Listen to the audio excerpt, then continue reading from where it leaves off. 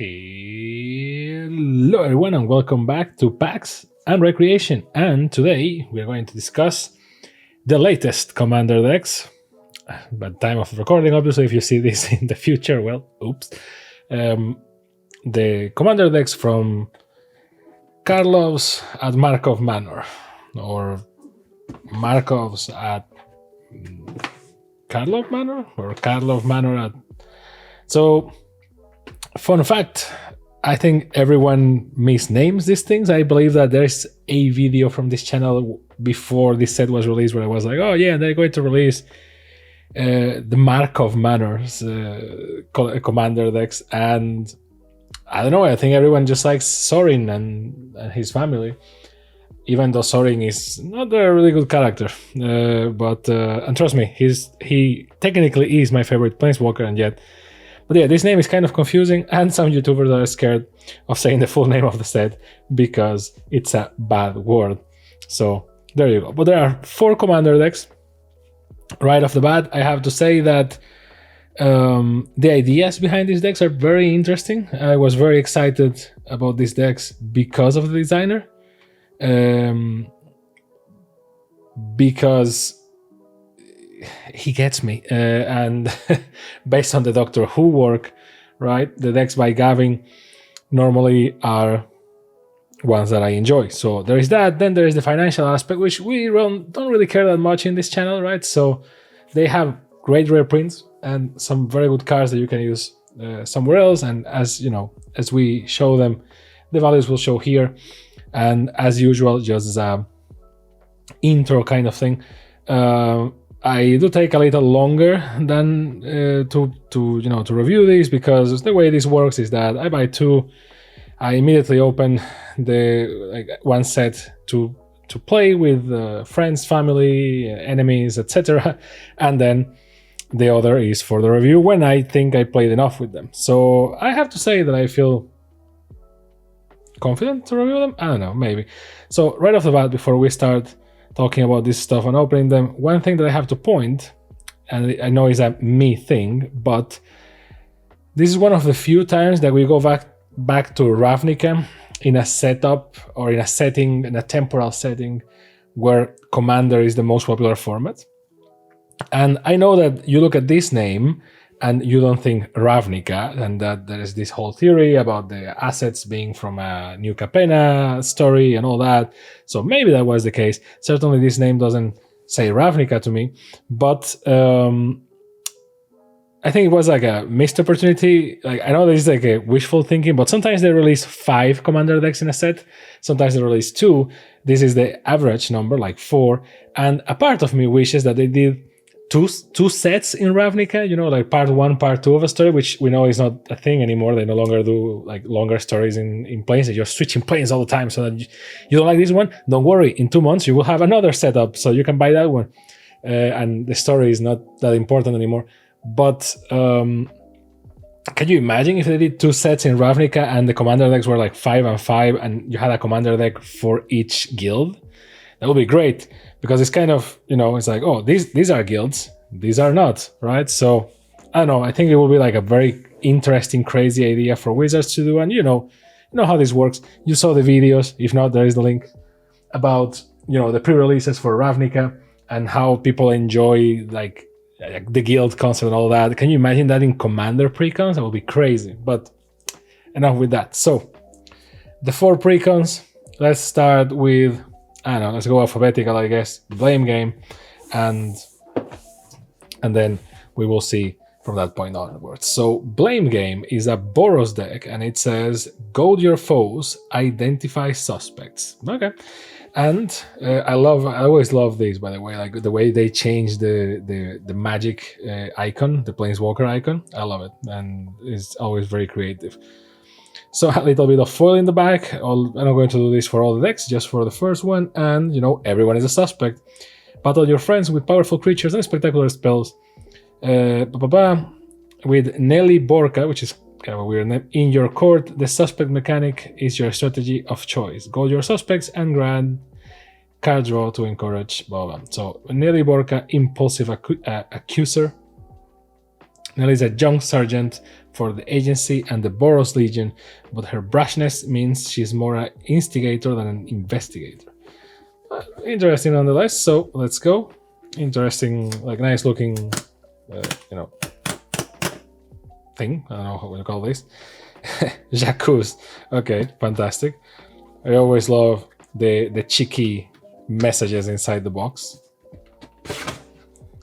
Oh, there we go. Nice looking box. Now they incorporate a little bit more of tokens because that was kind of a lost art. I really like this thing. I think this is like I know this is a minor thing and no one cares except me, but I don't know. It's one of those things that I'm like, I really like the design, right? So everything goes in here, even the deck box and the collector booster sample.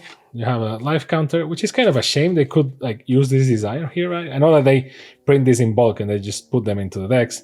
In the past, they used to have the commander here, so at least you had like some identity to this.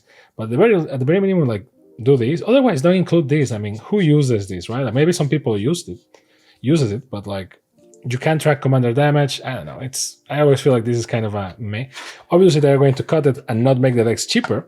So, if that's the case, then I guess thank you and shut up. But and then the deck box, yeah, they don't have any way around it. They do have to put the commander, etc. And the thing that I always like to point out that is that the art that they use, nice, the art that they use for the commander in the box and the deck box is not the art from the card, which is something that I always like a lot, and I always wonder about the creation process. They ask two artists for different arts, etc. So some counters here for double strike and +1/+1s, and then the suspect token. A suspected creature has menace and can't block. Okay, so some people use this, some people don't care. There is that. And now, and this is the plastic card, then the official card, and I don't like this art very much. I mean, it reflects what it needs to reflect. That there is an investigation in progress, and she's accusing, so that makes sense. But this is more like commander fitting art, I guess, than this. This is like, I don't know. But then again, if you look at the art in all the boxes, they all look like very mystical, like playing with this wavy thing that everyone has. And in a way, this gives me this like Disney Channel commercial bumper thing vibe. It's like just imagine all the commanders going like dun dun dun dun and doing the thing. I don't know where they went for that aesthetic in the boxes. It's kind of weird. Let's see the inserts. We do love our inserts. Ooh, a wheel. Join the community, blah, blah, blah. So, Nelly Borka, impulsive accuser. So, Nelly Borka is a Wojek sergeant in the Boros Legion who is on a secondment to the Ravnica Agency of Magicological Investigations. And I won't read this. You can pause it if you want to read it. Or I can read it later for you if you want with a proper voice. This leads to an astonishingly rapid case resolutions. So, yeah, basically she's a hothead, right? That's kind of how this is going. And but in the deck, so there the murderer get him say with conviction, but as you work with upstart detective Nelly Borka, impulsive accuser, don't be afraid to change your answer next turn. So this deck wants to play politics and convince your opponents to attack one another. After all, when they do, Nelly gives them cards. Just keep reminding them of that, and if that doesn't convince them, you can protect yourself with cards like Ghostly Prisoner or gold cards with Hot Pursuit, etc. So that's kind of the summary of the deck, secondary art. And then there is this wheel thing, the confounding kidnapper, because this is part of the puzzle for the set, Karlov Manor.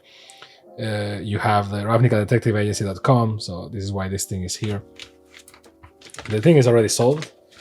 That's part of the beauty of the internet, is that it got solved very fast, and part of the sad thing about the internet is that, well, it got solved very fast, and kind of that you don't need to solve it on your own. You can just go to Reddit and see the answer, and that's it. And that's kind of a shame, to be honest, because, you know, it's like, okay, I guess if you like the puzzle, you can be like, no, I like the puzzle. Let me try to, let me in, let me in, coach. I can try to solve it. But otherwise, it's kind of spoiled. Like a lot of, you know, magic channels and stuff like that already like told the solution.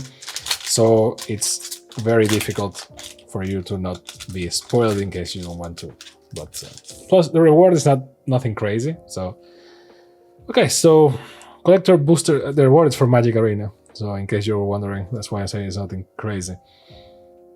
Forensic Gadgeteer. Oh, this card is very good. So this is the special case style of art. A lot of people complain about this because they're made in the style of a case file, you know, kind of thing. But at the same time, all of them look white.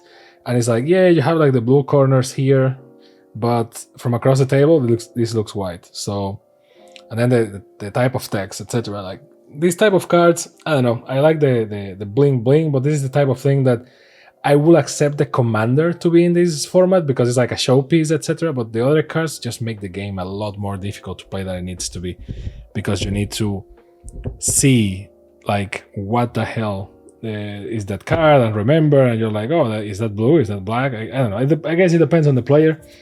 Some players may be like, the color doesn't matter, but I don't know. So this card is very good. Why? 2/1 blue for a 2/3 Vedalken Artificer Detective that says, whenever you cast an artifact spell, investigate. Activated abilities of artifacts you control cost 1 less to investigate. This effect can't reduce the mana in cost to less than 1. So that's very good. And the second card is Soul Enervation. Okay, this is the story spotlight special treatment for cards. There is a lot of story spotlights in this one compared to normal. So yeah, so there is that. Please remember, in case you are new to this, that the cards that appear in the sample booster are not always the same. So don't buy your deck thinking that you're going to get those cards. That's not how it works. I know it sounds pretty obvious, but you will be surprised. So just saying. Now onto the deck itself, and let's talk about the deck and how it plays. So Boros and Impulsiveness. I have to say that that's a pretty, you know, obvious like choice. If I will have made the same choice in terms of like deck building and colors, I guess. And it's an interesting choice to like have because I guess that being Ravnica, everyone will be like, oh, the army, it's going to be an army deck. And it's like, nope, it's just accusing. But the mechanics are very Boros, right? So everything is on theme and very correct. So the main commander of the deck is Nelivorka, Impulsive Accuser, which art I don't really go crazy about, but I guess it shows what it needs to show. For 2, 1 red, 1 white, legendary creature, human detective, 2/4 with vigilance, and whenever Nelivorka attacks, suspect target creature. Then gold all suspected creatures. And a suspected creature has menace and can block, right?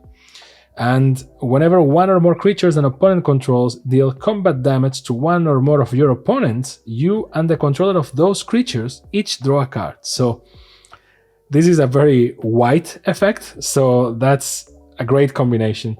And you can attack and then suspect target creature and gold all the suspected creatures.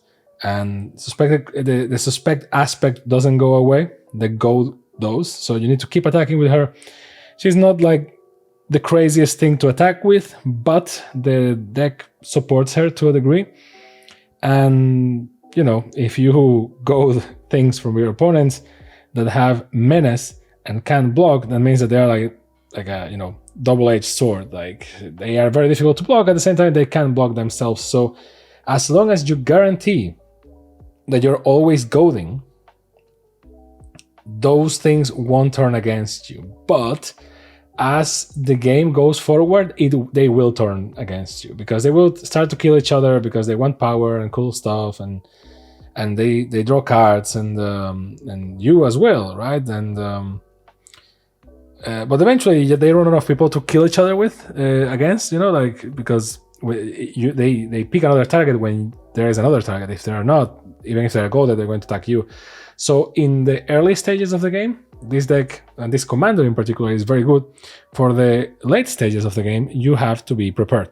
And we will see in a while why the deck is somewhat built for that stage, but not that much. So Feather, Radiant Arbiter. This is something more expected of a Boros deck in Ravnica. So for 1 red and 2 white is a 4/3. So kind of the opposite with Fly and Lifelink. And whenever you cast a non-creature spell that targets only Feather, you may choose any number of other creatures that spell could target and pay 2 for each of those creatures. If you do, each of those creatures, for each of those creatures, copy that spell.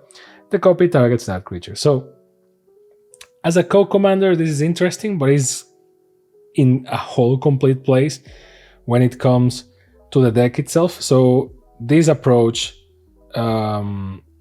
is like, if you play the deck with Nelly, which is the intended way, is the way it's meant to be played. So the deck is very political and is all about, I will goad you so that you kill that guy. And it's like, okay, cool, bam, bam, bam, bam. And like, you make some partnerships, willingly or unwillingly, because you can also use that to remove stuff from your way.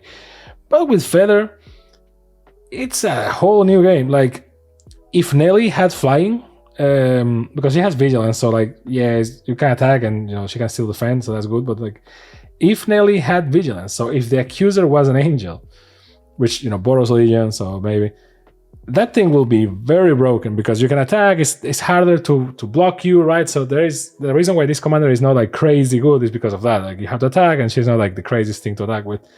But Feather is just like anytime that you use a spell that targets feathers, or like blinking, or I don't know, power-ups or anything, you can pay 2 extra for each of those creatures and multiply the effect. It's like, it's okay, right? If you have a way of offset that cost, or like if you want to save some stuff, etc., that's kind of good. But other than that, to be honest, that commander feels a little meh. So it's not bad, but it doesn't resound with the deck, to be honest. So now you have the plastic card as usual, or the thick card, or whatever you want to call it. You can tell what the deck is going to be like just by looking at the tokens. So you have a construct token, soldier token. You may be going crazy, like, what, a 6/12 with trample? What's up? You will see why in a second. A human, a soldier that looks awfully like guts. There's something weird here. And an ogre, another soldier. So you have a bunch of soldiers. You will see why in a second as well. Ogres, soldier. Kobolds of Care Keep.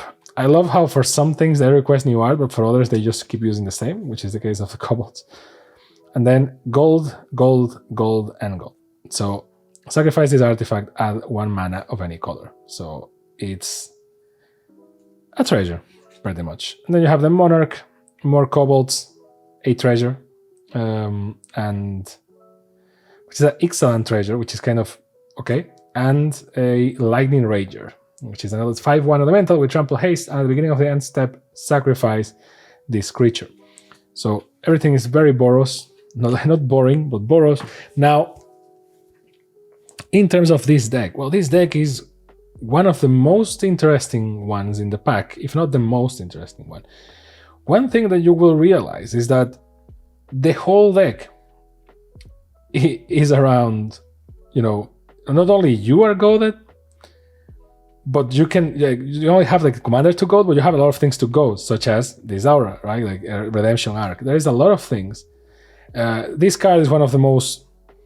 This card is making waves, right? Trouble in Paris, because for 2 and 2 white, it's an enchantment that says if an opponent will begin an extra turn, the player skips that turn instead. And whenever an opponent attacks you with 2 or more creatures, draws their second card each turn, or casts their second spell each turn, you draw a card. Which the first effect is like, okay, I guess it's a good like anti-blue thing, and it's okay. But the second one is very painful, right? So whenever anyone attacks with 2 or more creatures, which is kind of normal, or they draw a second card, which is like, against blue again, or cast a second spell, which is not that crazy, you draw a card. So this is a crazy engine for value that is in this deck, and it's one of those cards that you will wish more often than not that you can actually pull. I think that one of the things that hurts this deck the most, by the way, we're not going to go card by card, I'm just going to talk overall while I show you the cards. One of the things that hurts this deck more than others is that, as you can see by now, a lot of the things in here are kind of expensive. So 5 mana, 4 mana, 4 mana. And I know what you're thinking. Well, I mean, expensive? Really? Like, that's not expensive. This is Commander. Like, that's normal. It's like, well, allow me to retort. Like, it's kind of expensive when you are playing Boros and you are trying to goad people. So what this deck is trying to aim for is that you get people to kill each other, and you're like, okay, cool. And in the meantime, you're building stuff. And yes, you have some angels. And this, like, it's funny how this is organized in terms of like colors and creatures. I forgot the order completely. But in terms of like mechanics, you have a lot of white mechanics here. Like, you can create stuff. You have duelist heritage. Elspeth is here because Boros Legion, I guess, because you can create soldiers. You have a lot of things that creates you soldiers so that you can defend yourself in some way or another. See, like create 1/1 creature, white soldier. Lord of the Third Path is one of the best ways to removing white in a standard, and she's here, so this is good. And then she has like a draw engine that in standard is not that good, but in Commander, I mean, this deck is all about alliances, and it's weird because normally the politic decks that I'm used to using, it's kind of me. The politics that I'm used to using are very normally like white, blue, green, right? And sometimes white, blue, black. But normally white is always there, and then but not that much with red. Red is too aggressive to be like proper politics, right? And one of my favorite decks is the 2017 Stalwart Unity deck, and that thing is everything except black, and that's like politics 300%. This card is very useful, by the way. So what this deck translates to is, okay, I am going to make you fight each other. In the meantime, I will create treasures and I will create things to defend myself, and I have a couple of things here to avoid from attacking myself. And obviously, you have a board wipe because why not? I guess that a lot of these things can be switched for by better versions of themselves, like a cheaper board wipe or something like that. In red, and you can see the transition here. Like you had like some mix of cards in here. Some of the newer cards, and you can tell by the names, right? Like Trouble in Pairs, Redemption Arc, all this stuff. You have some mix here, and then it becomes White Festival, which is all about 1/1 tokens and board wiping, and then it goes to red, right? And when it goes to red,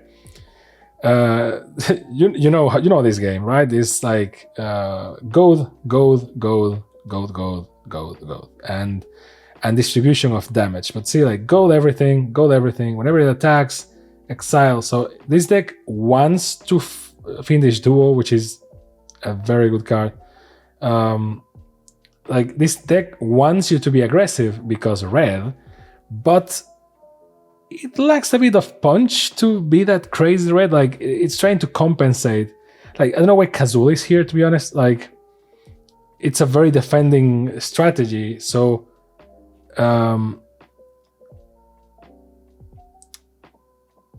I don't like the deck is interesting and I like it. I think it's one of the one that I like. I don't know if it's like that one the most, but one of the ones that I like the most, one of my favorites, and it's a little bit all over the place, and that's kind of what bothers me. And you can tell that. I don't know. I mean, likely, I wish that Gavin is watching this and he's thinking to himself like, oh, you don't know. Like, actually, we designed the deck, but then we need to kind of be flexible with it because precons are supposed to be for like early players and for everyone, and we need to make compromises, and then you need to have a commander and a second commander, and the deck kind of has to work for both, or in some capacity. Like Gisela, you have some great cards in here, but what feels weird to me, see, this is the card that generates the construct. What feels weird to me is,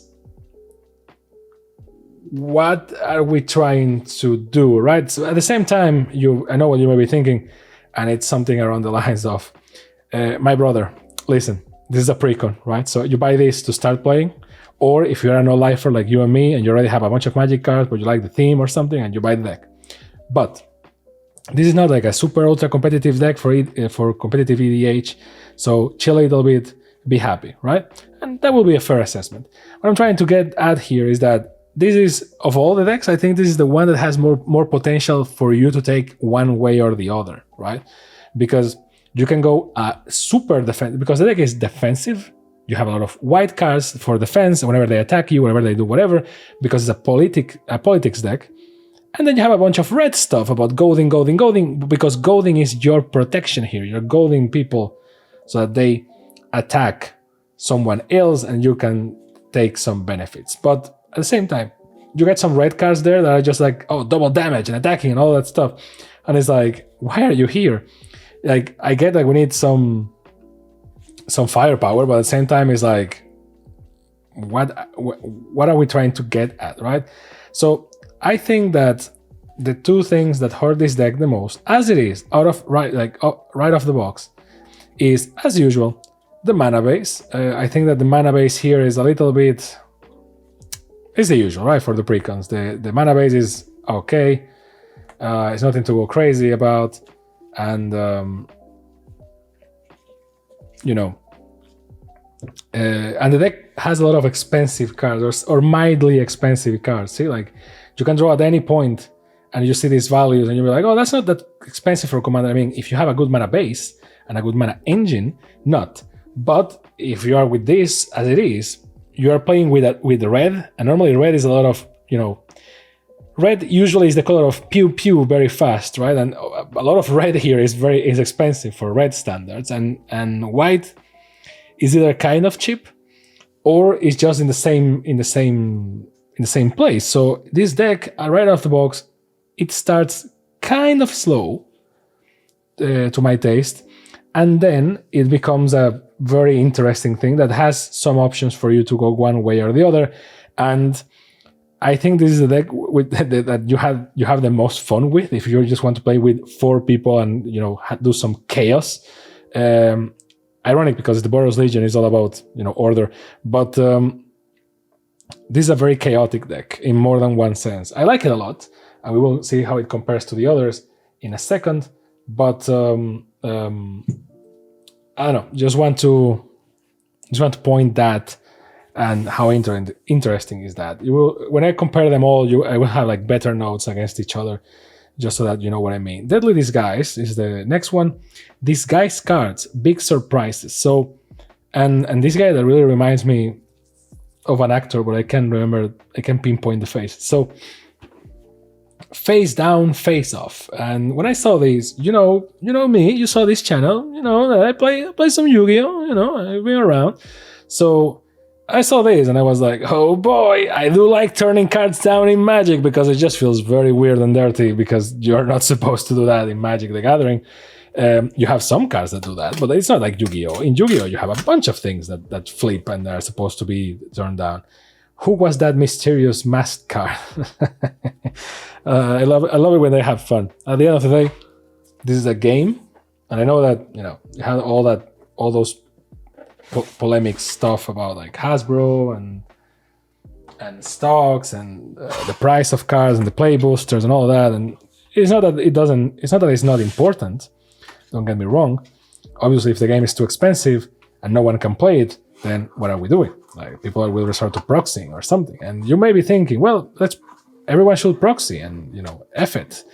But let's be clear about something. If everyone proxies, and I don't have anything against proxy. Like, trust me, half of my play group is full of proxies. Like, their decks are like 90% proxies. Like, I don't have anything against proxies. What I think that we should consider at all times is not only the usual discussions, and we should make a video about that, I guess, about like how fair it is to use proxies in a commander night versus people that don't use them, and if your basic etiquette in your group of like talk to your group, see if they don't mind that you use proxies and all that, because this is all about communication. Like at the end of the day, a good commander night is like sex, right? If you don't have good communication with your partners, this thing is not going to work. And I feel that when people go like, we should proxy everything, it's like, okay, yes, I agree that sometimes Wizards does some things, and sometimes maybe it's because of Wizards, sometimes maybe it's because of Hasbro, and I don't know. It's also true that the Magic the Gathering players just gobble anything, opposite to like the Dungeons and Dragons players, for example. So they push the luck as much as you allow them to. But if you proxy everything, who's going to design the cards? And you can be like, I can design my own cards. Like, yeah, but that's not fun, right? Like, one of the things that I would like to see, like one of my personal dreams, I know this is like a stupid thing, but like, bear with me. One of my personal dreams is a person that loves game design in all forms and shapes, and a person that works, designing and developing video games, is that I would love to sit in like Wizards of the Coast R&D team meetings for like a week, right? Or why I say a week instead of just like one meeting, and the reason why I say that is because likely is a progressive development thing. Like they don't decide everything in the single meeting. Ooh, Fugitive Codebreaker in the case style is a creature goblin rogue. This is not a bad card. For 1/1 red, it has prowess and haste, and you can disguise it for 5 and 1 red. This cost is reduced by 1 for each instant and sorcery card in your graveyard, which is not bad. When it's turned face up, discard your hand, then draw 3 cards. And Crowl Whipcracker for 1 black and 1 green. Do not approach, stay a safe distance away, and then take 5 more steps back. See, I love this. This is why we love Magic. The problem is that the market is what it is, right? So, and businesses are businesses. So we can love Magic all we want, and I can be here gushing about the story of sets and all that. And at the end of the day, if the Lord of the Rings set makes $200 million and is the best-selling set in Magic's history, the signal that sends to the makers of the game is, okay, people don't care about our IP as much as they care about other people's IP. And to that, I have to say, well, Wizards, Hasbro, whose fault is that? Like, people that care about Magic the Gathering, like I do, and a lot of people do, like watching this channel, they care about the lore of Magic the Gathering, but you never made an effort, to like I don't know, let's try to do a series. You know why people love the Lord of the Rings? Because of the movie. A lot of people love the books, don't get me wrong, but the reason why you sold 200 million is because of the movies, not so much the books. As long as you want to rant in the comments like, oh, the books are very popular, it's like, yes, the books are very popular, but the reason why the Lord of the Rings is a staple is because of the movies. So, and that can be applied to a lot of other things, like The Witcher, because of the video games, not so much the books. And I love the books, and that happens with a lot of other things. So, Wizards, we love your game at any point in time, whenever you want. I don't know, talk to Netflix or to Amazon, wherever. Amazon is giving money to a lot of shitty projects. Look at the Wheel of Time thing. Just talk to them and be like, hey, let's do a Magic the Gathering series. 10 episodes, 2 episodes focused for each planeswalker of the initial gate watch. I don't know. Doesn't seem so hard. If Hasbro can just put money in a Battleship movie, why they don't do anything for Magic the Gathering? That's something that just... sorry, this became a weird rant about Magic's lore when this was supposed to be about gameplay. So, cost. Eyes of Glade. So for 1 red or white and a green, you have this David Bowie-esque character, a Dryad detective. Is a 2/2 that says, whenever a creature you control that was turned face up this turn deals combat damage to a player, you draw a card, which is very good. And then you can tap the cost and you turn target face down attacking creature you control face up. If you think you're being watched, you're probably right. So this commander is ultra interesting, right? Because the whole deck is about morphing and disguising. I will pick something at random and show you. Not the first cards, because those are the specific ones for the deck, but see, like the first cards are always like the specific ones, or most of the times at least. And this is where, like, obviously they try to make it more adjusted to the deck with the new cards as usual. Like these guys, if they don't have these guys, they have some sort of mechanic related to these guys, right? Like these guys, which guys? These guys. So you have, all that stuff. But then, and I think every deck has the ransom note. I think, I'm not sure, but I mean, yeah, sure, enjoy it. Why not? Because it's a Karlov Manor mystery. So you have Morph or these guys, right? Basically just turning cards down, a Mega Morph, which is crazy. So the deck is full of that. And to me, that's very interesting. No, there is nothing more unnerving in a Magic the Gathering game than turning a card face down, because that's not normal. Like the only hidden information in Magic the Gathering is your hand most of the times. And I guess your deck, but like to your opponents, is usually your hand. They don't know what you have in your hand. They have to react to what you have in your hand. And if you're a blue player, your hand is your biggest asset. However, when you put something on the field face down, it's for one of two reasons. Either because it has a mechanic that it will make it transform at some point, or because it's a card that you don't deem necessary and you have other card that allows you to use it as a something face down. But sometimes they are trap cards. Like in Yu-Gi-Oh! Like these things are supposed to be face down, and when you turn them up, bloop, something happens. And that's where your commander comes in. So, whenever a creature you control that was turned face up this turn deals combat damage to a player, draw a card, and you can turn target face down attacking creature you control face up. This brings a lot of this brought a lot of debate in my group for quite a lot of reasons, because this is one of those cases that is like, judge, if you're not used to this. For example, if you disguise this card, right? Like let's use this example. If you disguise this card is a 4. You disguise it for 4 and 1 green. It's actually more expensive to disguise it than it is to summon it.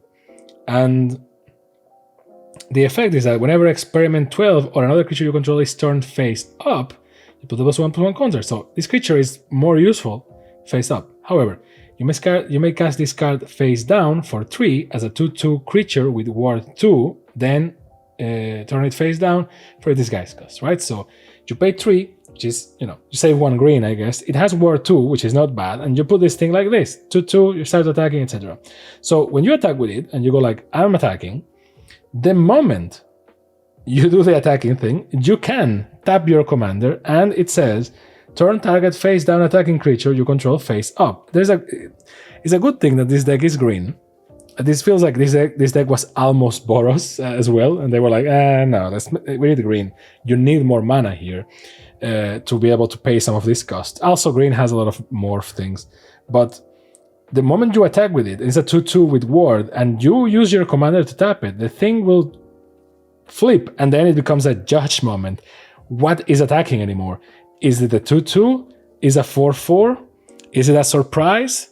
Well, it is a surprise. So it's called Deadly Disguise, and that's kind of the logic, right? And the moment you do this, the other effect comes, like if you do damage, then you draw a card, which is very good. But then you have other cards that kind of trigger that. So, it's an interesting mechanic. This deck is very fun, and it's one thing that I like about the decks that Gavin normally designs is that he tries to do stuff that is not the usual, and that's something that I appreciate a lot. So what do I mean with the usual? A lot of commander decks that we have gotten in the last years are basically like, oh, this is a tribal or typal for this, or this is a tribal for that. And it's pretty much the same deck with different skins. Or like, oh, this deck is more valuable in the market or less valuable in the market or whatever. And they're kind of boring. So a lot of people just buy those precons as, a box of tools. Like they buy a knight deck, a deck, or it's a tribal for knights, just because they want to build a knight tribal, and the card has a lot of good stuff, so it's like a starter deck, right? So a lot of people see the commander decks, the precons, as starter decks, or starter kits, or for their own decks, or even if they want to build a new deck and they want to build on top of it, or just to take the pieces and use them for other decks. So, for example, the Boros Legion one, the gold mechanic is a thing that is there. So that's why this deck is kind of flexible, because you want to gold, but it's not the only thing that the deck can do, but the mechanics should be around golding. This deck is interesting because it has the same problem as Timey-Wimey, which is Timey-Wimey went for an old mechanic, that was I forgot the name of the mechanic. The mechanic that you have to wait turns for it to summon. God damn it! They have, because the deck has the time travel mechanic, but then you have the regional mechanic, which is I can't remember. But basically, they used time counters, and by using time counters, they went to the past, and you can get a lot of cards that had like suspend. That's the mechanic. They had suspend mechanic, so that you can do interesting thing with those decks. So they enabled that mechanic with a new card that is not that broken, right? You can make it broken, but it's not that broken. Here is a similar thing. You have a lot of morph or disguise. So everything that is turned down, and the way that this commander is written, it doesn't specifically refer disguise or morph. It just refers face down. And that makes this commander very interesting because it enables you in multiple ways. The co-commander, however, different play, a lot more expensive, is a 5/5 Duskana, the Rage Mother, for 2, 1 red, 1 green, 1 white. And when Duskana, the Rage Mother, enters the battlefield, draw a card for each creature you control with base power and toughness 2/2. So this also works with your turn down cards or face down cards. Whenever a creature you control with base power and toughness 2/2 attacks, it gets +3/+3 at the end of turn. So this is one of those rare cases where in a commander deck, and this is one of the better ones in this regard, like of all the set and in general, that the both commanders work together perfectly with the entire deck. So normally what happens, as you can check in other videos that we made so far, is that you will be like, oh, this deck, the main commander works for 70% of the deck, and then the co-commander for 25 or something like that, around those numbers. But these two work for the entirety of the deck, because this wants you to turn them up, put them face up, and this one wants you to keep them face down.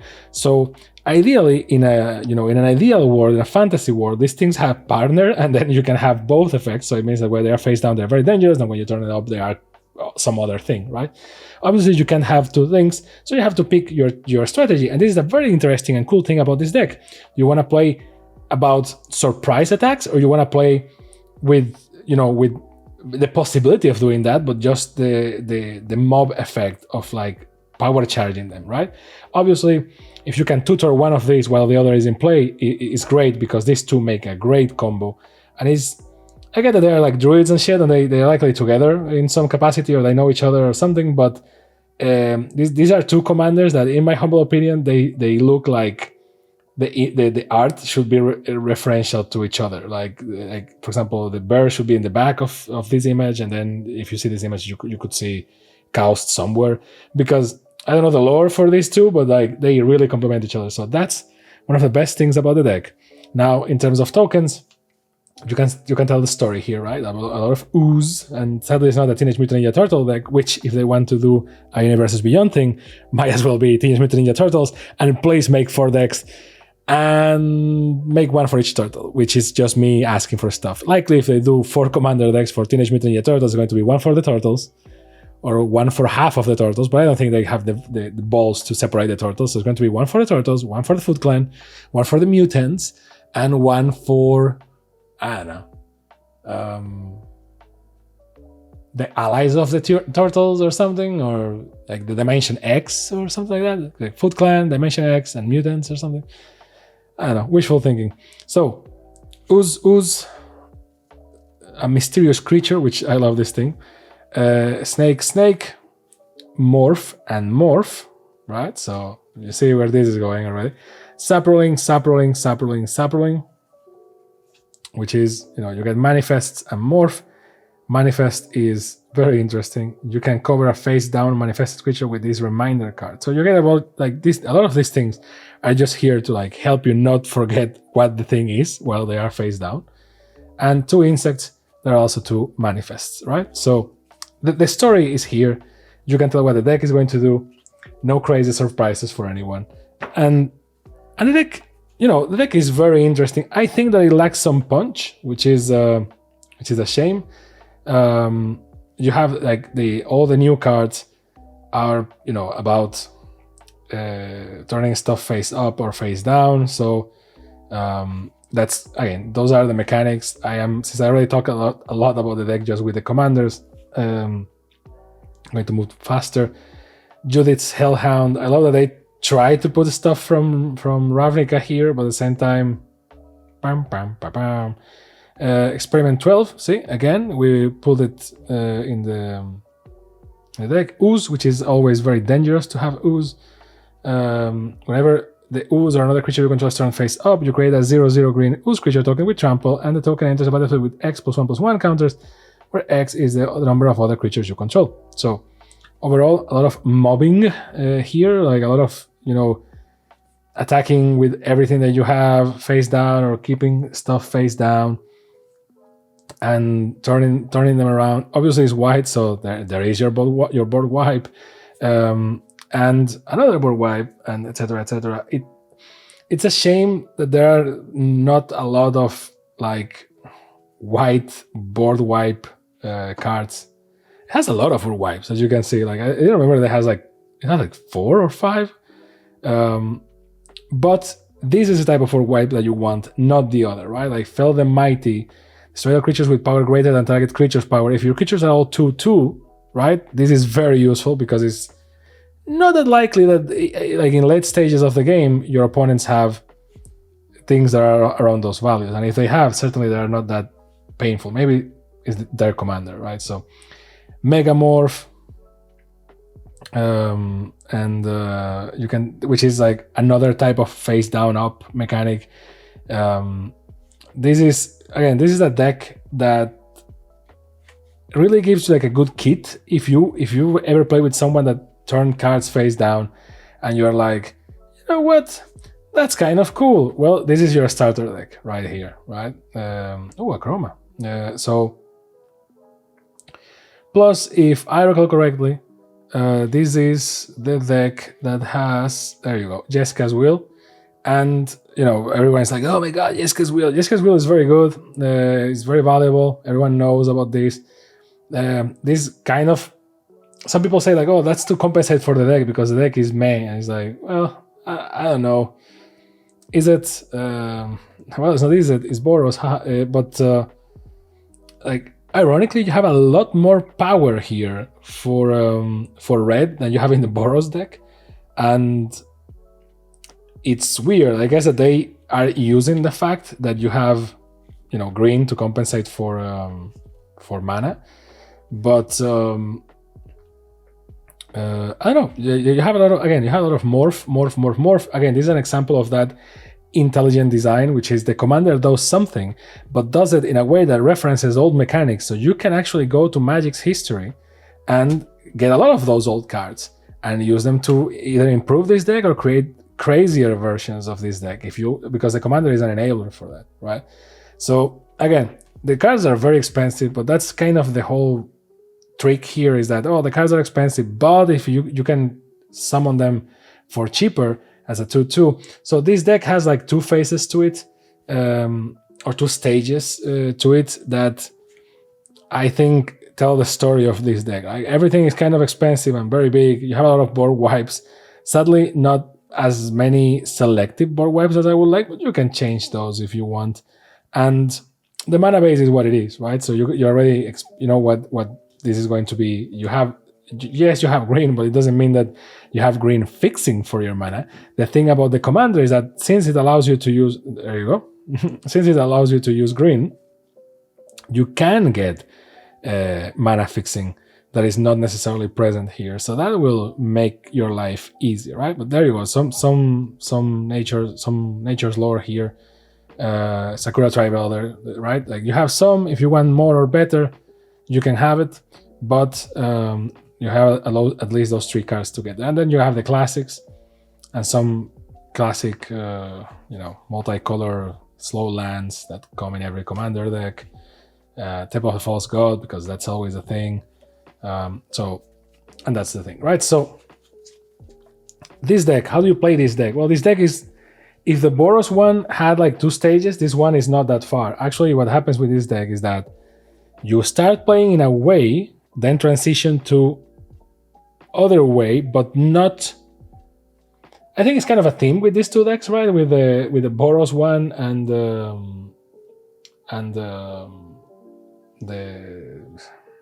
this one, the Disguise one, is that you play in 2 phases, you play in 2 speeds. So with Boros, well, we will speak about this at the end, but like the Disguise deck, pretty much you start playing with everything turned down because it's cheaper, and if you have your commander ready and in action, you can snowball a little bit and have a lot of things face down and have your opponents, confused. The moment you start getting mana, you can turn them on. You can turn them face up. The thing is about the commander is that the commander makes it easier for you to turn up face down cards, and that's a somewhat of a cheating mechanism, because remember that sometimes you morph creatures and the cost is not that cheap compared to or mega morph or whatever, compared to the actual cost of the creature. But that's why there are also a lot of expensive creatures. Like if the creature costs like 7 or 8 and the cost to have it face down is like 2, you can cheat it with your commander. And that's great, right? The problem is that, well, it's exposed there and it has ward too, right? But again, you get there. I want to talk more about the deck when I compare them all, but that deck has things that I like a lot and some other things that is like, again, this feels like a masterclass in deck design for multiple reasons, because kind of the theme here is like you have this good base, run with it, right? Like you can improve the deck, you can take pieces for other decks, right? Yeah, like you have that flexibility that is not present in all precons. You may be thinking, oh, that's for precons. Like, no, not necessarily. Clue tokens, card advantage. This is the one that I have to say, this is my mixed feelings deck. And the last deck remaining is the Contrarian deck. You will see why in a second. So watch out for a red herring. So this deck is all about clues. And if you've been following this channel, or if you ever play against me online or something, or in my friends group, whatever, there is one thing that you need to know about me, is that I don't like clues. But when I say I don't like clues, I mean it. Like, I don't like clues with a passion, like a fury passion. And I think it's maybe because all the decks that I played that used clues were not that good of a deck, or were precons or something, and it was like meh. Because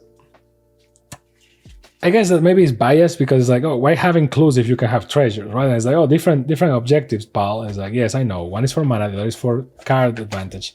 And card advantage technically is the most powerful power in the game, right? Morska Undersea Sleuth. For the fact that it's not a Merfolk, I guess they didn't want to do 2 Merfolk decks in a row. Disillusioned former Simic researcher, Morska is now the preeminent deep water detective at the Ravnica Agency for Magicological Investigations, and therefore adopted white, right? Because apparently one more color for her. And you can see here the wheel again for causes and all that, and you're the perfect Vidakian detective for the case. So what happens with this deck is that, well, clues, and drawing cards, and then that's pretty much it. I will show you in a second. I mean, as I show you the cards, you will see what I mean. I don't like to shit on decks, because I know that they take time to design and everyone has their own deck. So the reason why I make these videos the way that I make them, which is like, I don't focus that much on financial value. You can see that on the screen if you want. You can just look it online. I mean, let's be honest. If you want to see what's the most valuable deck, like likely asking ChatGPT is a lot faster. But I do this more about the experience, right? Like, because a commander deck, to me, like, some people are crazy like me and you buy all 4 or all 5 or all 3 or all 2. I don't think they do 3 often. So 2, 4, or 5. But some people, rightfully so, are like, nah, I'm not going to spend crazy money on this. Like, Treacherous Greed. Nice. As an additional cost to cast this spell, sacrifice a creature that deals damage this turn. Draw 3 cards, each opponent loses 3 life, and you gain 3 life. Not bad. And Persuasive Interrogators. 4 and 2 black for a Gorgon Detective. Which is, okay.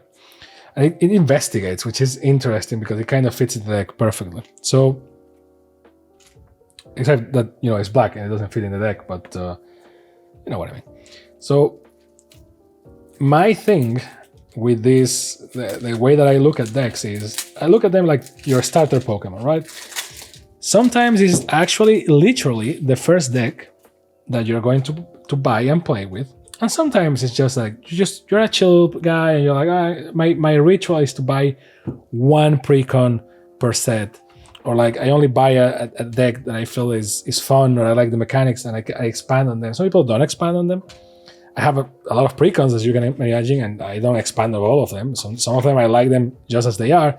And, if I don't need to adjust the power scale, then what's the point, right? So, Morska Undersea Sleuth, because a sloth is something and a slot is something else.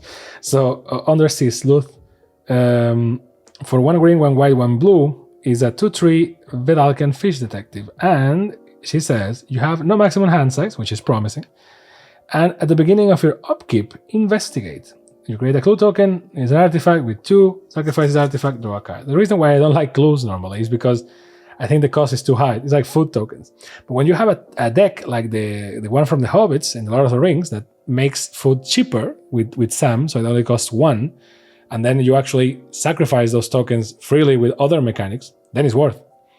And with clues, it's kind of that way for me. Whenever you draw your second card each turn, you put a +1/+1 counter on Morska. So she gives you clues and no maximum hand size. She gives you clues, and then likely if you use those clues, you're going to get your second card each turn. And if you do, she gets +1/+1. So this commander incites you or invites you to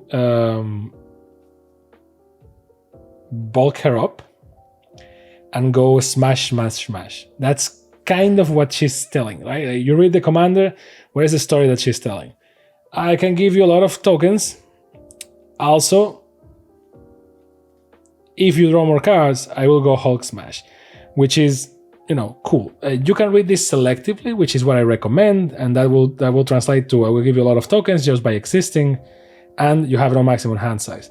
The other thing is a nice to have, right? But if you read the commander for what it is, that's a different story. And then you have the co-commander. This is one of the most interesting cases in these 4 decks, which is Sophia, Dogged Detective, which is a weird name. So for 1 green, 1 blue, 1 white, is a 3/4. So, more or less scale, same color, so you don't need to sacrifice anything.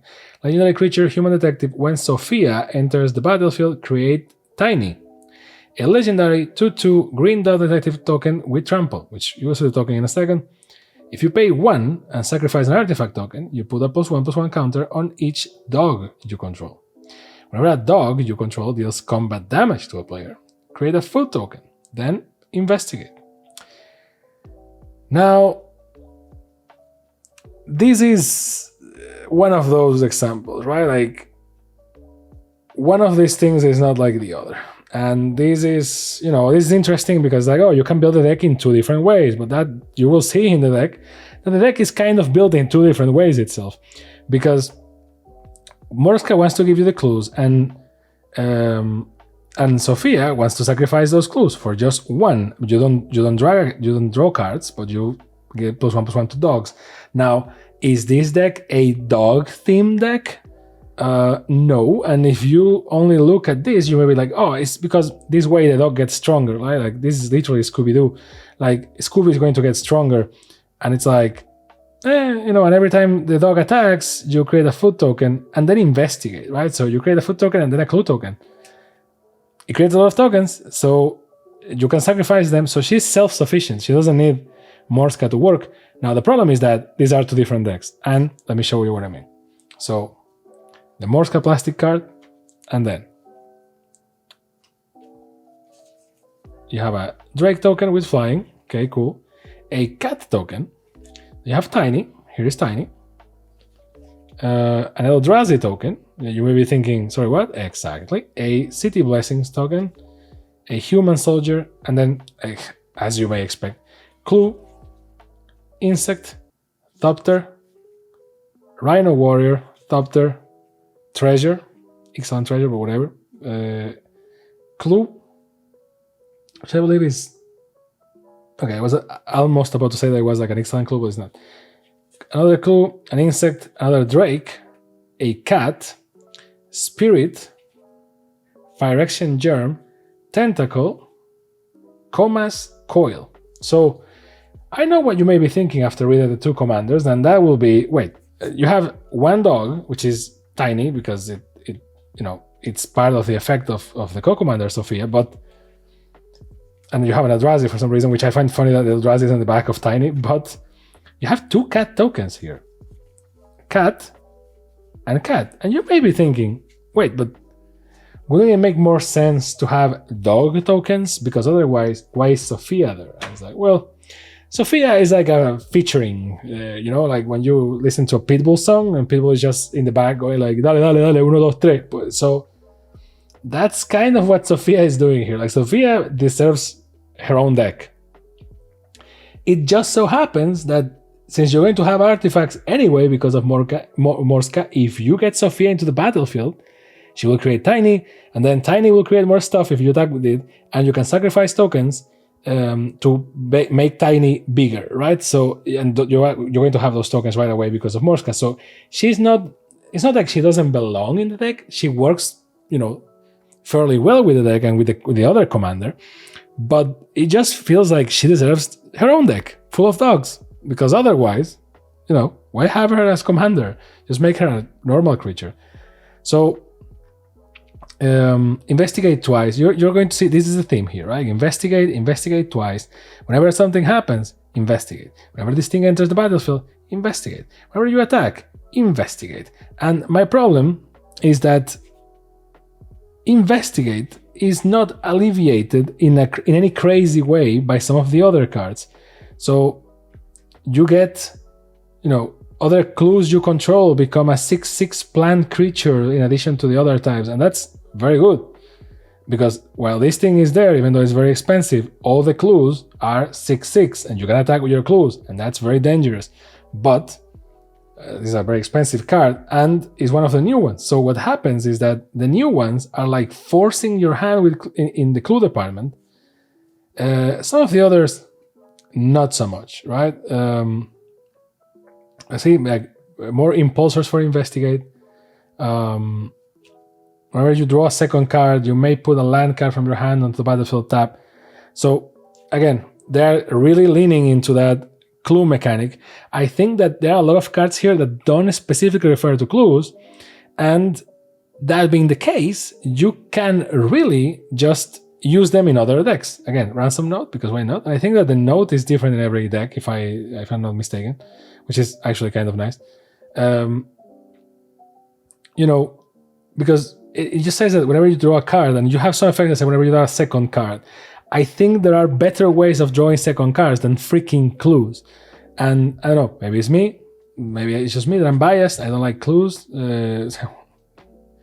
Board wipe, but another board wipe. So white is in these decks normally just to board wipe, and it's funny that it's in the tree, in the tree and in the three decks so far, and all of them you have board wipes mechanics, which is actually more powerful than it seems in a commander game, because you can just, like, everyone will hate you, but you can just reset expectations.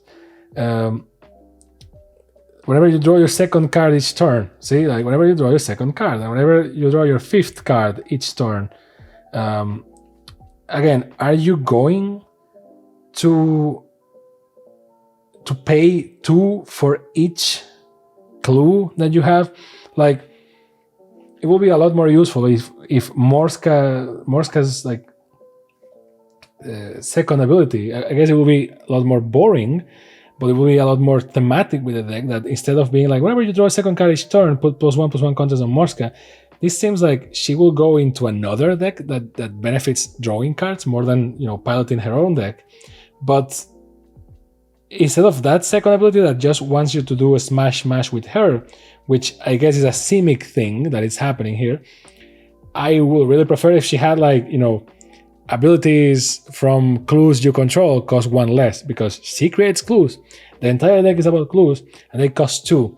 In a deck that has green, yes.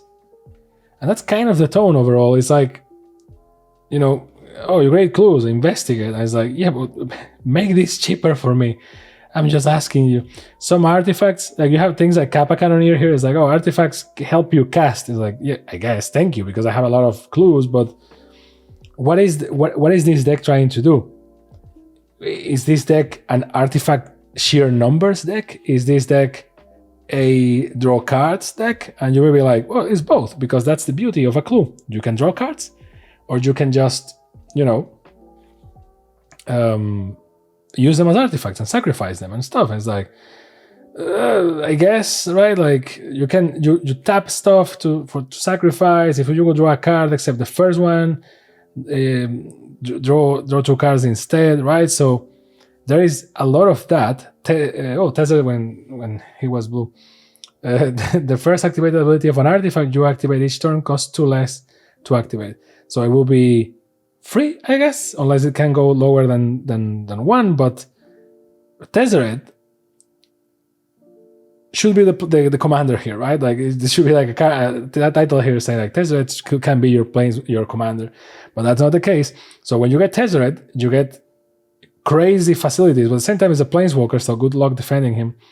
Affinity for artifacts. There's a battlefield, draw 2 cards, so you have a lot of draw things, enablers. Green is kind of here to give you defenses, and like some of them have like whenever you do the second each turn. And in this case, it's to create cats. So the cats are because of this, by the way. Or like create food tokens equal to the number of opponents you have, right? This is what I mean when I say like the deck is trying to do a lot of things, and it feels like a deck that I will do in terms of like, oh, artifacts, and oh, this is saying to create clues, and this is saying to create food. Both of them are things that you can sacrifice. So if I have things that have affinity for artifacts, I can do this or that. So, multiplier for tokens or for artifacts, like it has very good cards. The problem is that it doesn't feel like it's telling a story. You know what I mean? It feels like, I don't know, this deck of all of them, this is the one that I really feel like this is an SDK, right? This is a starter development kit for other decks. It's funny that between these 3 decks, there are a lot of decks a lot of cards from that Stalwart Unity deck that I always refer because it was my first commander deck. So, like if you create a clue, food, or treasure token instead, create 1 of each. It's like, oh, okay, right? You have that sort of thing. Like that's the deck, my friends. Why do I feel? And then the mana base, which is, as you can imagine, the mana base for a PreCon. I guess this is where the designers have their hands most tied. It's like, well, I can't make any. I can't put more value here because lands are actually what makes or break a deck. Like this deck can be okay if you put $1,000 worth of lands, the best lands in the business. This deck becomes a killing machine. And why? Because mana enables you. So if you have good mana base, you have a good enabler, you can do whatever you want. Even if the deck is mid, the deck immediately goes up at least 1 or 2 levels because just on the mana base alone, right? So I will have this comment for all precons, like, oh, the mana base is mid at best. And you will be like, well, repeating yourself, but I have to point it out. Overall, this deck feels like I tried to build a deck with the cards that I had in my house. And that's the weird part to me. Like, it works, don't get me wrong. I think in some cases it works better than the others because it has this weird synergy with the other moving parts of the deck. But what are we trying to do, right? Like, it's like, is it food and clues? So it's about artifacts? It's like, no. It's about clues. Because a lot of cards say clues specifically. It's like, oh, okay, cool. And then it's like, no. It's about drawing cards. And drawing cards, you get enabled by the clues. And it's like, so is these or that? And you can be like, it's all of them. Stop being such a... It's like, again, the deck works, but it just feels like, it's like you put 5 wheels in your bicycle because you thought like it will make it more reliable, and like, I was like, no, just give me 2 good wheels that are consistent. And in this case, I would like to be like, if it clues, then everything is clues, and give me cheaper clues. Give me, or like if it's card draw, just give me card draw. Don't make it about the clues, right? So I don't know. It feels in its defense, the box does say clue tokens, card advantage. So no promises are broken here, but it just doesn't feel right. I think that's my assessment. And now for the last one, Revenant Recon. A lot of people say that this is the best deck. Well, is it? No, it's Dimir. So watch your back with Mirko, Obsessive Theorist. So I'm gonna be honest here. This is, well, you will see in a second. I hate when this happens, just because of... I'm going to throw the box away anyway, but my OCD, bro, my OCD. So what does it say here? This will be a great place for a secret message. Great. So there is that. And Revenant Recon, it says surveil, resurrect creatures. So that's interesting. It's not the craziest... Okay, solved. It's not the craziest part of mechanics. I don't think is the most interesting even. And you may be thinking, well, you're kind of biased because we know that you don't like black mechanics, like it's playing with the cemetery and all that. And this is the most attractive deck for a lot of people because of 2 reasons mostly. The deck works in a lot of ways more consistently than the others, and because it's blue and black. Let's be honest, you try hards out there. Just the moment you see a blue-black deck, you're already like, "Ooh, that's my favorite deck." Yes, they are the most powerful colors in Commander. I know. Yes, Wizards is trying to compensate with white recently because everyone made fun of white. So Mirko, Obsessive Theorist. Once a high-ranking member of the House Dimir, Mirko Vosk has been adrift ever since House Dimir's destruction during the Phyrexian invasion. So you can read the rest. You can read the rest in mtghistory.com. So there is there, and the other side with the wheel. And play the deck. Where is Lazav? To find out, Mirko Vosk will stop at nothing. It's funny that the Commander decks are kind of trying to tell a story that the main set is not telling, and that's wild to me. And neither you, when you play this deck, it's full of cards and surveil and cards, blah, blah, blah. So you're basically, this is surveil and graveyard, and you will see why. Which is kind of a 1-2 punch is a basic combo. If it works, don't touch it kind of thing. If you surveil, and we will see in a second, sometimes simplicity is where the beauty is. Fugitive Codebreaker in foil. You may realize by now that these cards sometimes are foil and sometimes they're not. This is a repeat card. And then Makeshift Binding. Very nice looking card. The card is kind of okay. Makeshift Binding enters the battlefield, excite target creature an opponent controls until Makeshift Binding leaves the battlefield. You gain 2 life. So it kind of works for some creatures, not for commanders though, because you can always return it to the command zone. Not the podcast, which is great, but the literal thing. Sometimes there you go. So let's see what Mirko does specifically. This is here, this is there, this goes here, and let's see. The names are crazy, by the way. Mirko and Marvo. It's like, well, do they know each other? Doesn't seem like it. So Mirko, or maybe they do. Is this thing Marvo? No, I don't think so. So Mirko, obsessive theorist, legendary creature, vampire detective. So Flying Vigilance is a 1/3 for 1/1 blue 1 black that says whenever you surveil, put a +1/+1 counter on Mirko. So this already sounds like a better version of other commander, right? But of another commander. But at the beginning of your end step, you may return target creature card with power less than Mirko's from your graveyard to the battlefield with a finality counter on it. So if you will die, exile it instead. This is a very interesting commander, and I say this as a person that doesn't like playing with the graveyard. So, I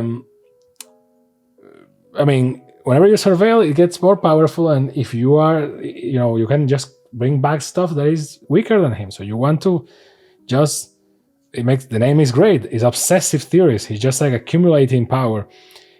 This reminds me of that deck of, I forgot the name. It's like green black and Mare Toth, series of Mel Toth or something like that. The green black commander that maybe we can put it in the screen. The green black commander that says that you discard cards, and if it's once per turn at the end of the turn, you can bring the card from the graveyard to your hand if it's more power than her, and if it's less power, you can summon it. I have it here. Yep, I knew it wasn't that crazy. So the name is very similar to what I was trying to say. So Meren of Clan Nel Toth. So yeah, I love these boxes, but they are very difficult to record on. And then the sleeves. Look at those sleeves. You can't read anything.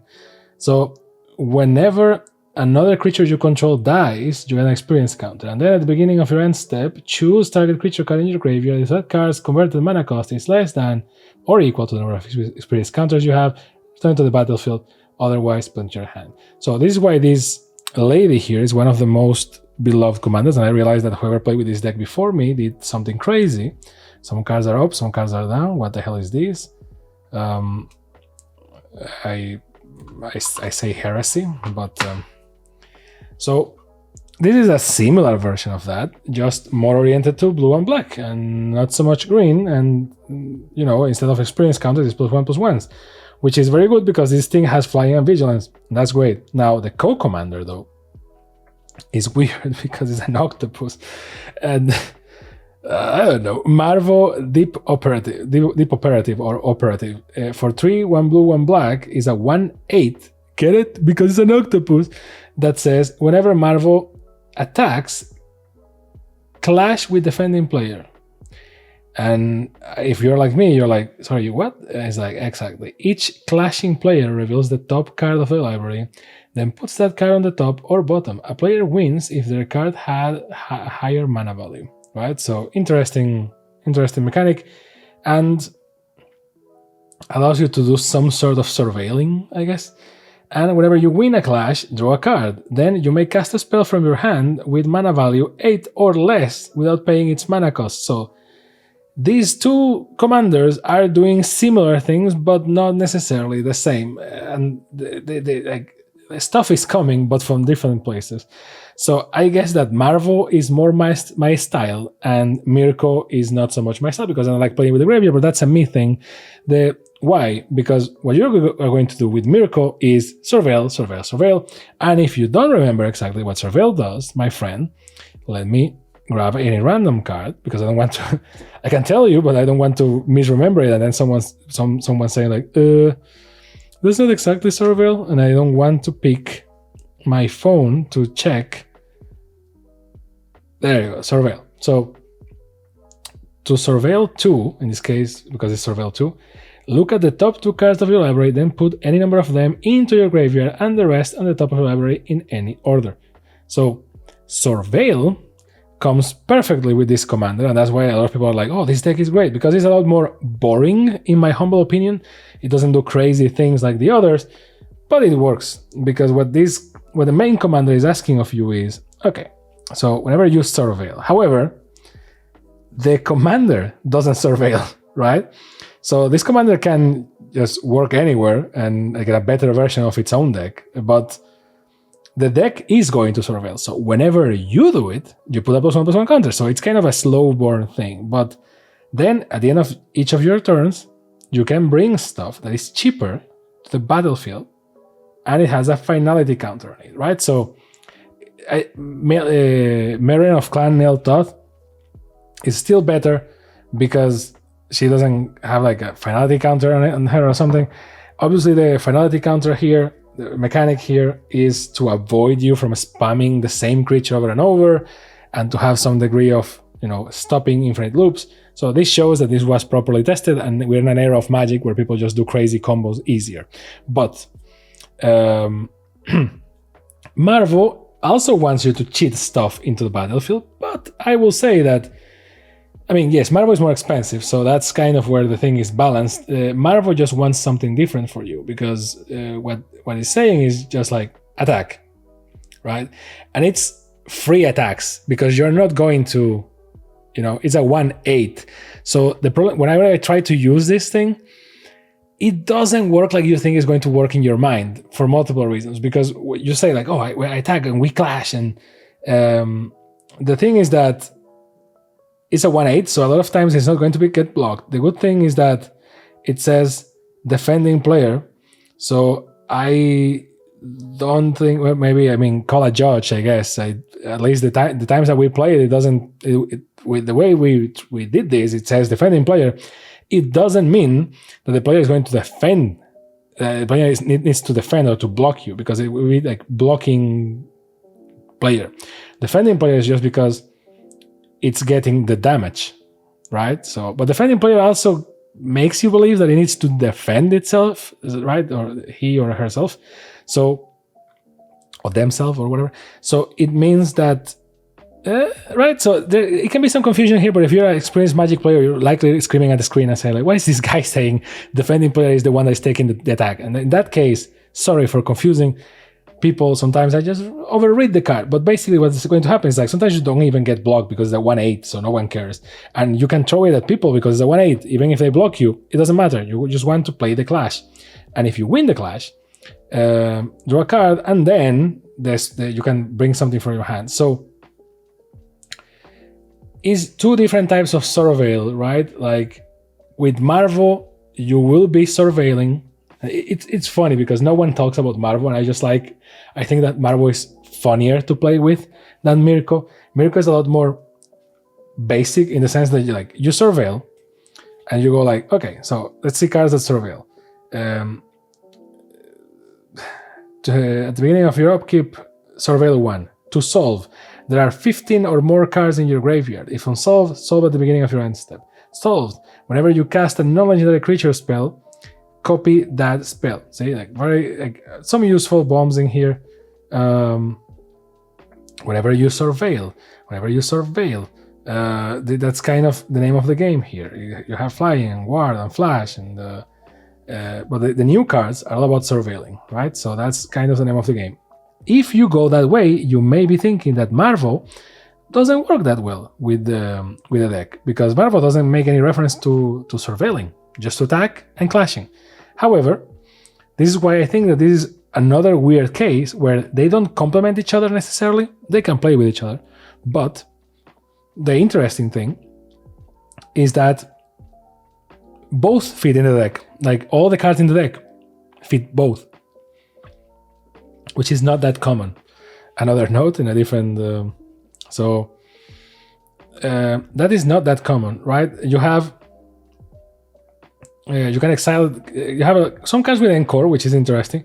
But overall, it's just this deck wants you to surveil and force your hand to throw stuff into the graveyard. And the way this works is fun, because with Mirko, you know what it's going to come, and you're like, okay, I can put this here, and you throw to the graveyard exactly what you want to summon later with thanks to Miracle, right? So you see what is coming, and then you throw it away. Oh, Grave Titan, by the way. And then you throw it away just for it to come back. It does come with a finality counter, but still is better because you have some very expensive stuff here, right? So you want to cheat that stuff from your graveyard. That's kind of the whole point, right? And that's kind of what they need to do. You have reanimate, so you have other ways of bringing stuff from your graveyard in case your commander is not there. One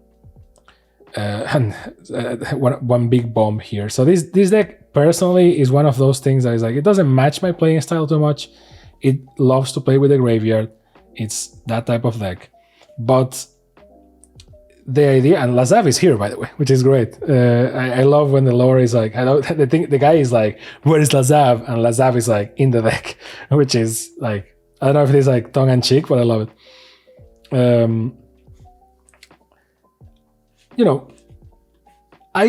I played with Miracle like 3 times, and I was like, okay, this deck is solid. And I played with Marvo twice, I think. I just changed the commander, literally just a change. Didn't change the deck at all.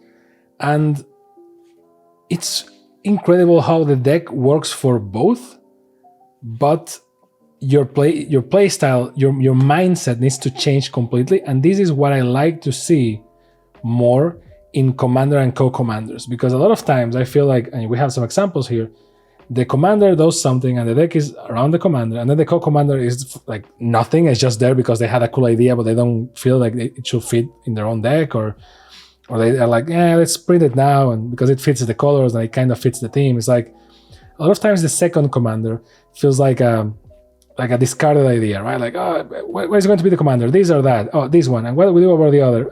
Make it the second commander, whatever, right? Like, that's kind of how it feels. And sometimes they actually work together, and that depends a lot on the designer and like the cards, etc. Like, sometimes the deck is divided, and I don't like those scenarios. When the deck is divided, what happens is that, half of the, or 70% of the deck, or 75 or whatever, is for one commander, and the other half is thought for the other commander. Sometimes the second commander is doing nothing here. Sometimes the two feel like they should be together in the field at the same time.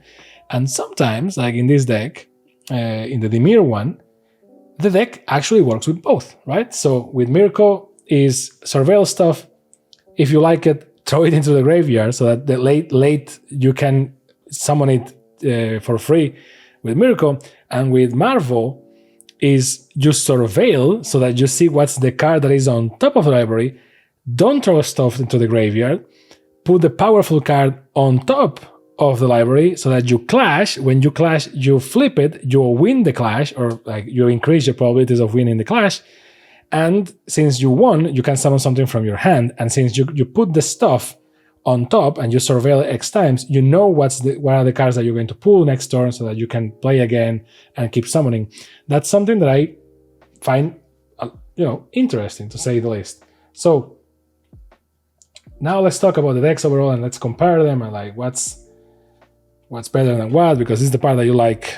We are competitive animals. So the 4 decks, the 4 horsemen of the apocalypse. So in terms of monetary value, the numbers, you've seen the numbers so far. You can. That's like, that's not why we are here. We're here about the play style and the design and the crazy things. So in terms of power, which deck is the most powerful to just go there and pew, pew, pew, pew? My personal opinion is that it's somewhere here, I will say. No, actually, wait. It's somewhere here, right? Like my personal opinion. So why do I feel this way? This is a very solid cycle for you to cheat stuff into the battlefield, and it works.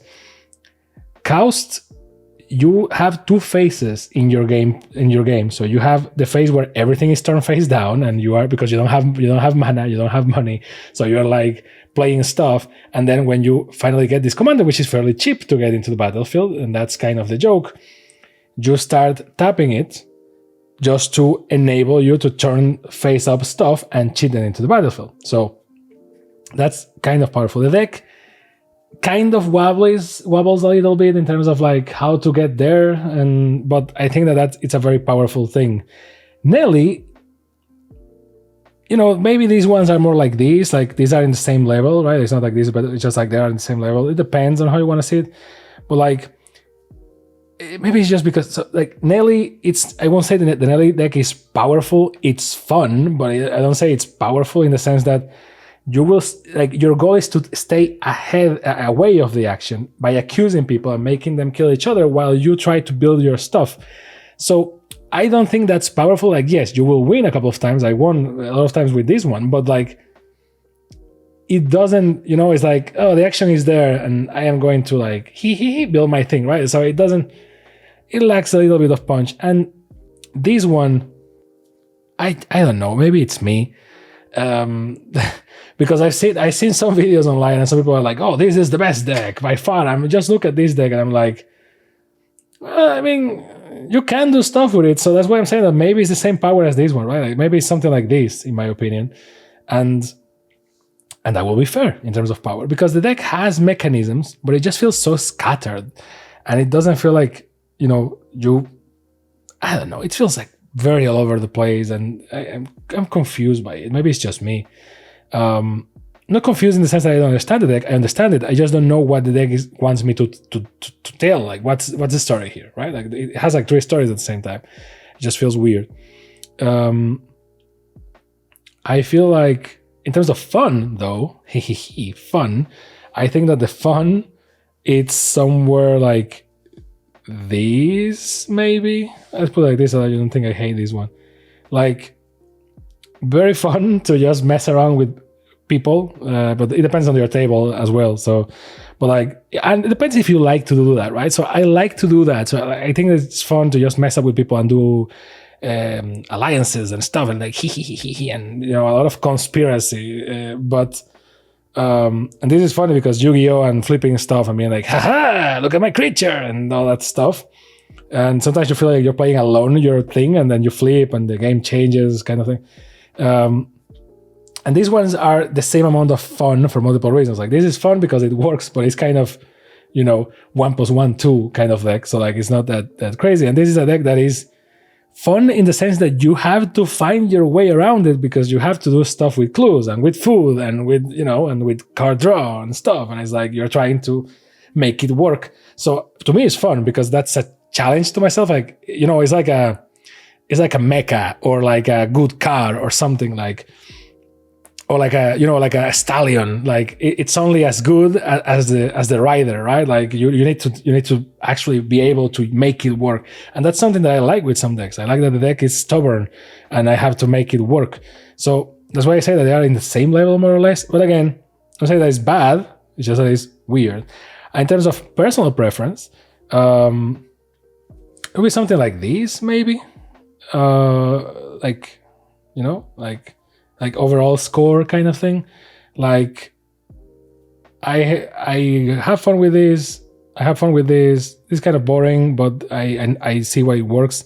And this is all over the place, but I know what it's trying to do. We are just not in the same place. And the co-commander is a whole different beast. I don't know what is the objective here. What are you trying to tell me? Like, I don't know. So, and if I try to, like, if you want to expand on them, I think that the more expandable ones are like straightforward expansions. Like, it will be like these, like first these 2 and then these 2. And for like, if you really want to put the work and make it work, and like, come on, I think that this is the easiest one to build around. No work necessary. This is kind of easy to build around as well. So no. And these 2, they really require you to go like, okay, so this one you need to really find cards that do more for Mega Morph or whatever. That's the thing. You need to build around that. And this one, you need to have a good mana base, otherwise you can't flip stuff with all your commander. And this one has like 3 different exits, and it's like, pick one if you want this to be like a very precise clock. If you do that, it will cut all the time, every time. But if you don't want to upgrade, the deck is cool, but I don't know what it's trying to tell me. And I know that you're thinking, well, just read the box, and reading the box explains the deck, and it's like, it says clue tokens, card advantage, and it's like, yes, but it's like two different statements. And you were thinking like, no, sacrificing clues gives you card advantage. It's like, yes, but not in the way that it should work. I don't know. Maybe it's just me. Maybe you think I'm wrong. Maybe you think that this deck is actually the best. If I recall correctly, I think I saw the professor's review or something, and he was like, oh, this thing is the shit. And I'm like, prof, I love you. Maybe you are thinking, maybe you're thinking this is a merfolk. That he actually makes a joke saying, oh, this is not a merfolk. It's like, maybe it's me. I don't know. Maybe I'm missing something. Maybe I didn't play enough with this one. Maybe it never clicked, because there are some decks that need to click for you to be like, oh, crazy. For example, the Hobbit deck from the Lord of the Rings. I played with it 3 times, I remember, and I was like, oh, I don't know why people say this deck is so good. Like, I don't get it. And then the 4th time I play, the deck just clicked, and I was like, oh, okay, this deck is pretty good and pretty powerful, right? But like, until then, you doesn't know. And again, this is just talking about the commander decks as they come from the box, right? Like, no crazy upgrades or anything, just as they come. This is, so my go-to in terms of preference will be something like this. And 1, 2, tithe. So let me know in the comments if you agree with my rationale, if you play with them, if you bought one of them. I don't know, let me know your opinion. And if you like this type of video, if you think that maybe I should be faster talking about the freaking decks, if you just care about the comparison, I don't know. Let me know down below, and I hope to see you next time on PAX and Recreation. Bye.